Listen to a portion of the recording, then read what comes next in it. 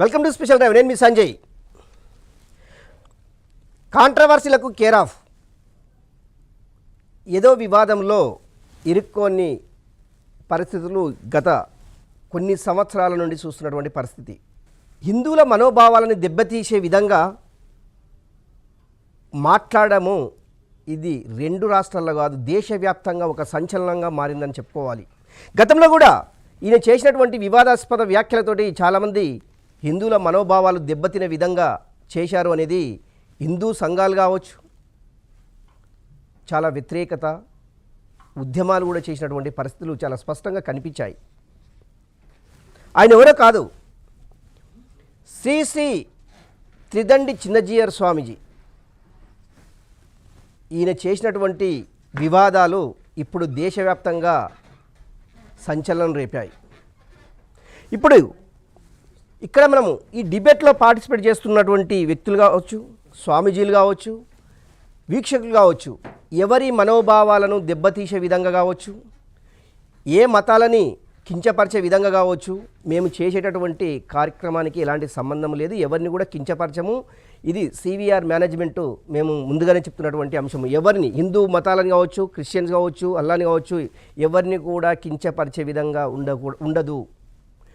ఎందుకు ఈ debate start చేయడానికి ఒక ముఖ్య కారణము, చిన్నజీయర్ స్వామి ఈయన చెప్తే చాలామంది హిందువులు ఈయన మాట్లాడిన మాటలను నమ్మే విధంగా ఉంటవి, ఆచరించే విధంగా ఉంటాయి కనుక ఈ యొక్క డిబేటు స్టార్ట్ చేయడం జరిగింది.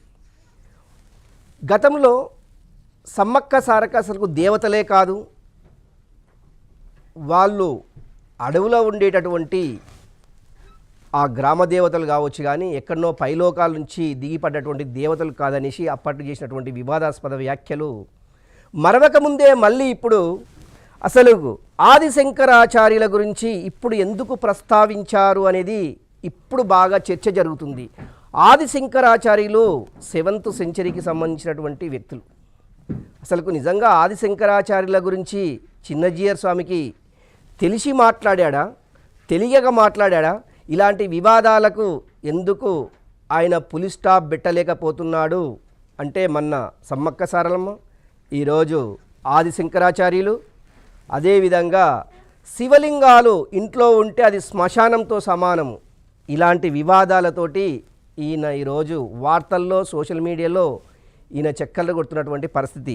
అసలు చిన్నజీయర్ స్వామి ఇలాంటి వ్యాఖ్యలు చేయడం వెనుక ఆంతర్యం ఏంటి, చేయవలసినటువంటి సందర్భం ఎందుకు వచ్చింది, ఇలాంటి అంశాలపై మాట్లాడడానికి ఈరోజు మనం స్పెషల్ డ్రైవ్ చేపట్టాము. స్పెషల్ డ్రైవ్లో పాల్గొంటున్నటువంటి ప్రముఖులు మనకు శ్రీపీఠము పీఠాధిపతి పరిపూర్ణానంద స్వామి గారు, అదేవిధంగా రాధమనోహర్ దాస్ ఆధ్యాత్మికవేత్త, అదేవిధంగా విజయలక్ష్మి గారు ఆధ్యాత్మికవేత్త, శ్రీధర్ స్వామి గారు ఆయన పీఠాధిపతి, అదేవిధంగా నాగబాల సురేష్ కుమార్ గారు ప్రముఖ ఆధ్యాత్మికవేత్త, రచయితల సంఘము అధ్యక్షులు మనకి ఇప్పుడు స్టూడియోలో ఉన్నారు.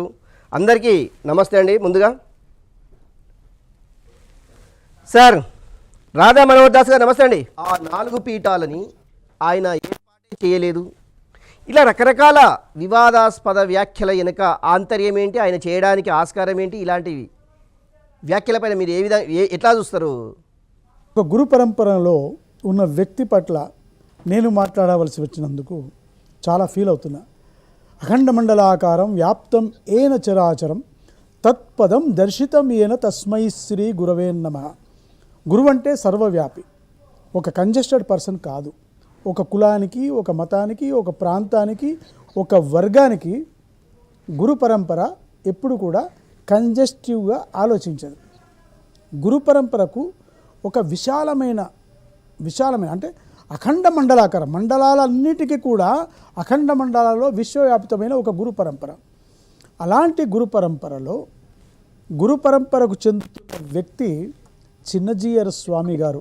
శ్రీ శ్రీ శ్రీ త్రిదండి చిన్నజీయర్ స్వామి గారు చేసిన వ్యాఖ్యలు కేవలం ఒక వర్గానికి, కొంతమందికి కాదు, యావత్ ప్రపంచంలో ఉన్న భారతీయులకు, సనాతన సంప్రదాయవాదులకు, ముఖ్యంగా ఆధ్యాత్మికతతో ఉన్న వారికి అందరికీ కూడా అత్యంత బాధాకరమైన విషయం. అంటే ఇవాళ కొన్ని మనం పరుషమైన మాటలు కూడా మాట్లాడాల్సి వస్తుంది చిన్నజీయర్ స్వామి గారి గురించి. ఎందుకంటే ఆయన ఆదిశంకర్ల మీద చేసిన వ్యాఖ్యలు అంతే పరుషంగా ఉన్నాయి కాబట్టి మనం కూడా మతిలేని యతి అని నేను ఆయన అనవలసి వస్తుంది. చాలామంది అంటారు కదా, అంటే మీరు మాట్లాడడానికి ఏమి అర్హత ఉంది చిన్నజీయర్ గారి గురించి అని ఎవరైనా అంటే, ఆదిశంకర్ల గురించి మాట్లాడే అర్హత మీకెక్కడ ఉంది?